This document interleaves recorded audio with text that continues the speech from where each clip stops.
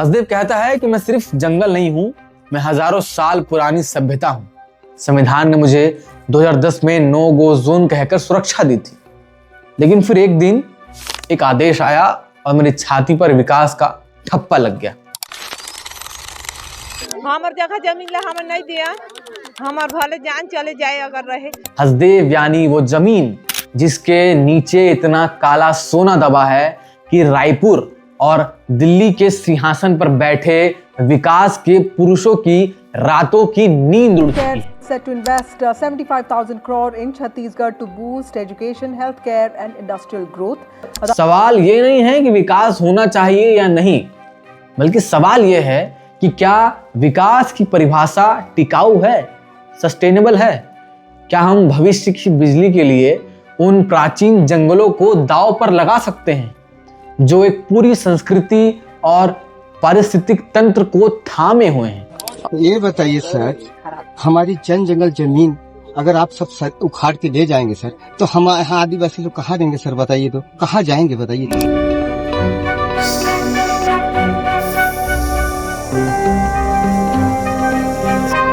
तो कुल जमा बात यह है कि कोयले के इस धंधे में ये दोनों राष्ट्र पार्टियां एक ही इंजन की तरह काम कर रही है।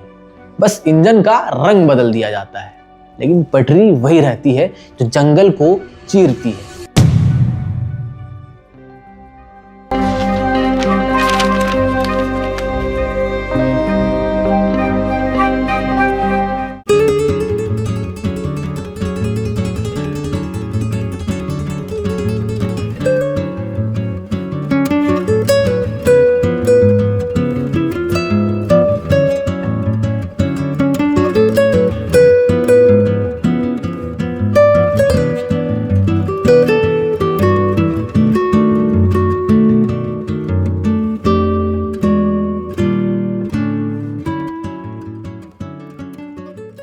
तो आज कहानी उस जंगल की जिसका नाम है हसदेव अरण्य। हसदेव यानी वो जंगल जो सेंट्रल इंडिया का फेफड़ा कहलाता है। हसदेव यानी वो जगह जहां पानी का जन्म होता है, और हसदेव यानी वो जमीन जिसके नीचे इतना काला सोना दबा है कि रायपुर और दिल्ली के सिंहासन पर बैठे विकास के पुरुषों की रातों की नींद उड़ चुकी है।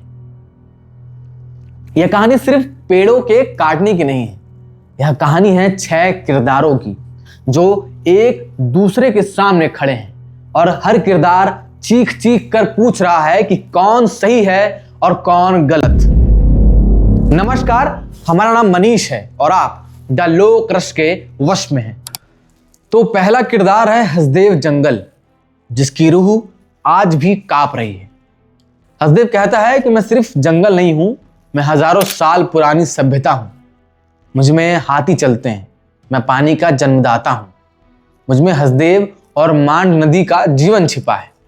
संविधान ने मुझे 2010 में नो गो जोन कहकर सुरक्षा दी थी, लेकिन फिर एक दिन एक आदेश आया और मेरी छाती पर विकास का ठप्पा लग गया। आलोचक कहते हैं कि यह कोई सामान्य जंगल नहीं है, बल्कि एशियाई हाथियों का कॉरिडोर है।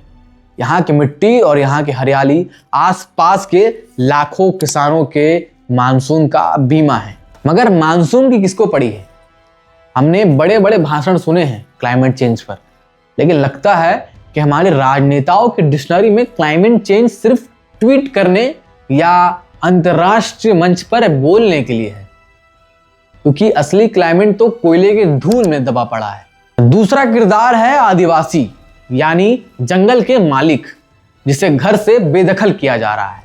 वे आदिवासी कहते हैं कि हम यहाँ के मालिक हैं, हमारा जमीन, हमारा जल, हमारा जंगल।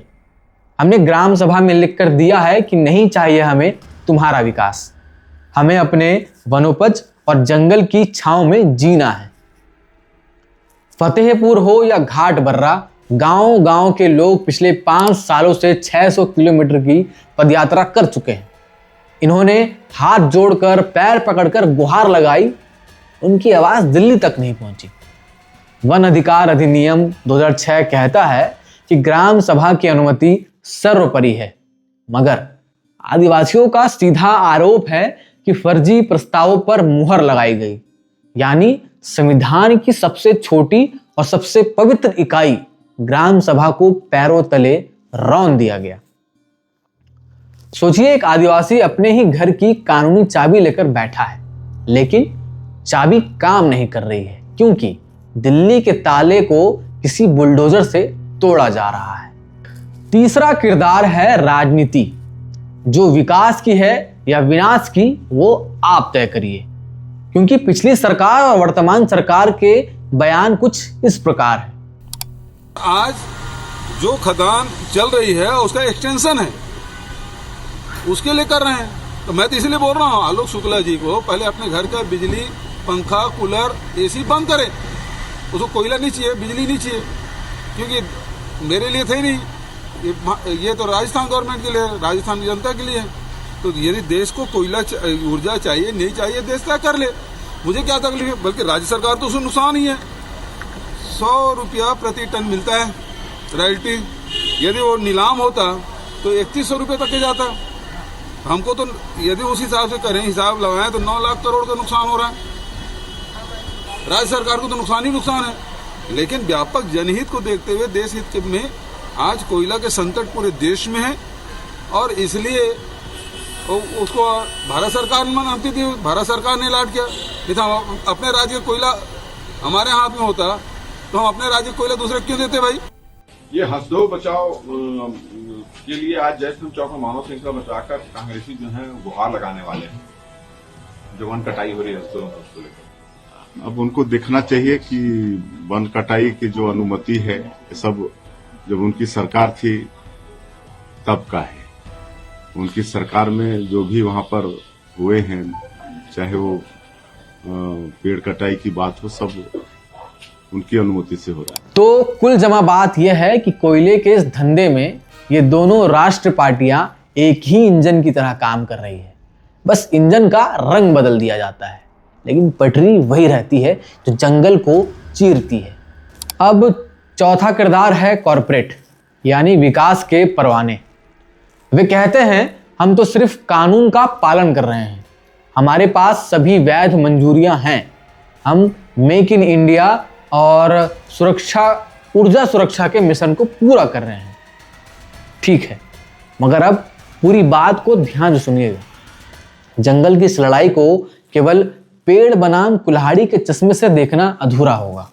एक तरफ वे आदिवासी और पर्यावरणविद है जिनके लिए हसदेव अरण्य छत्तीसगढ़ के फेफड़े हैं, तो दूसरी तरफ सरकार और औद्योगिक पक्ष का अपना एक ठोस तर्क है।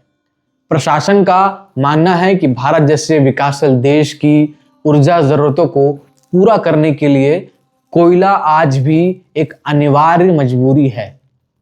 राजस्थान जैसे राज्यों में बिजली का संकट ना गहराए, इसके लिए हसदेव की खदानें उनके लिए लाइफलाइन की तरह है। परियोजना के समर्थकों का तर्क है कि विकास की कीमत तो चुकानी पड़ती है, लेकिन इसकी भरपाई कंपनसेटरी एफोरेस्टेशन यानी प्रतिपूरक वनीकरण के जरिए की जा रही है।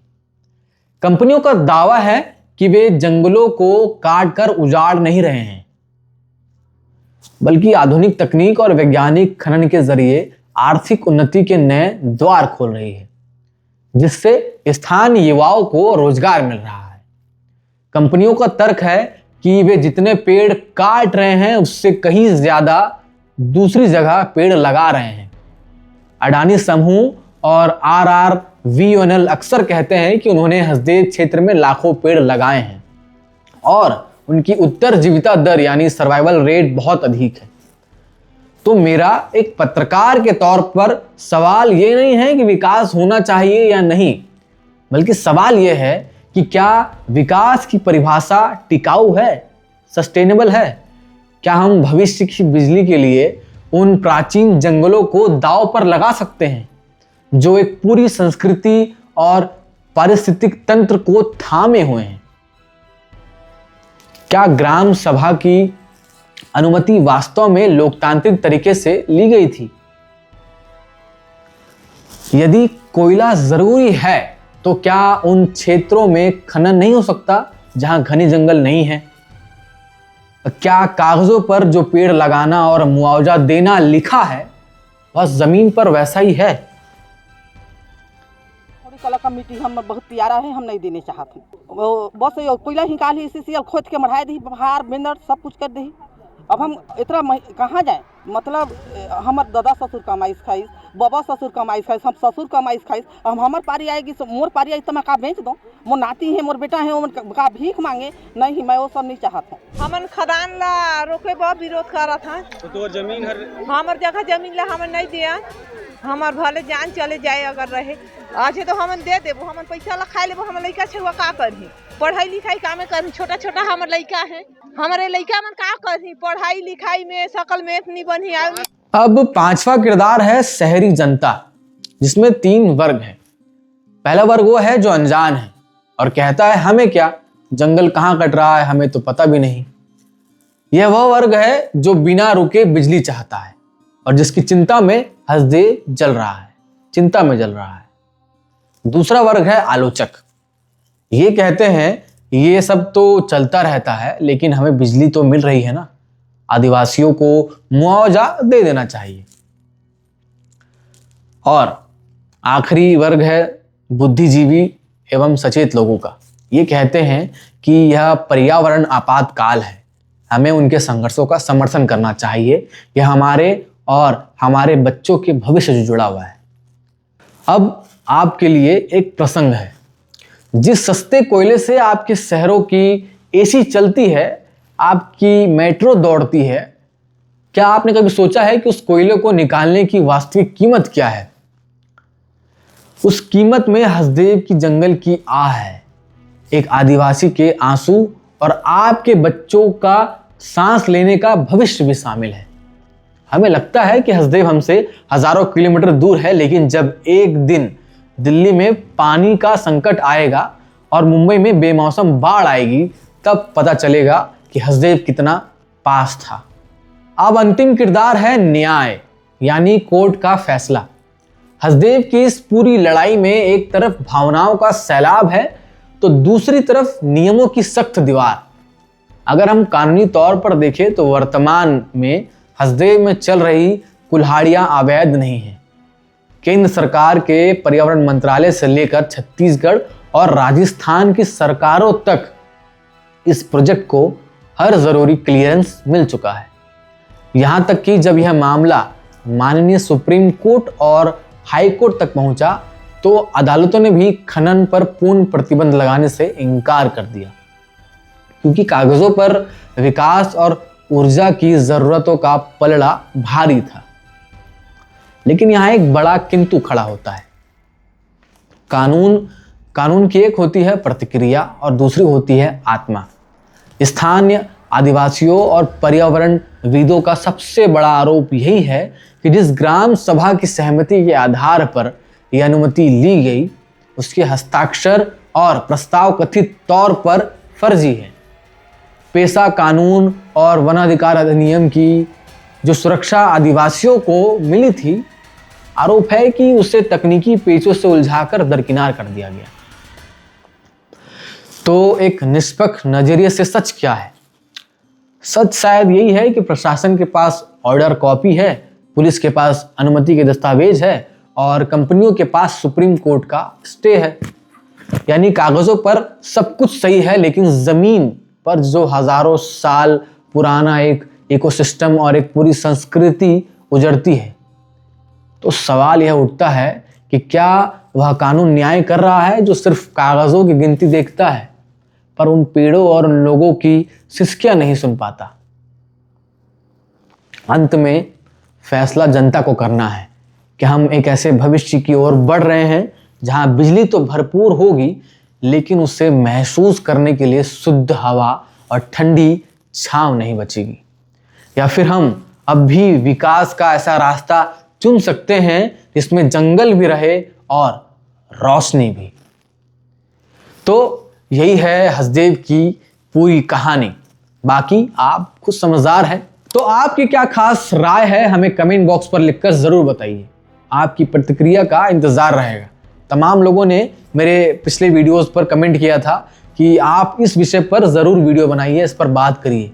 तो मैंने इस पर वीडियो बना दिया है, इस पर बात कर लिया है। जो कुछ था जैसा था जो मेरा अंदाज था उस अंदाज में आप तक पेश कर चुका हूँ। अब आपकी बारी है, प्रतिक्रिया का इंतज़ार मुझे रहेगा। और अगला वीडियो, अगली कहानी, अगला किस्सा किसका सुनना चाहेंगे, हो सके तो कमेंट बॉक्स पर वो भी लिखकर बताइए। हमारे साथ लगातार जुड़े रहिए और इस अंदाज में जो मैं बता रहा हूँ ये आपको कैसा लगता है ये भी बताइए।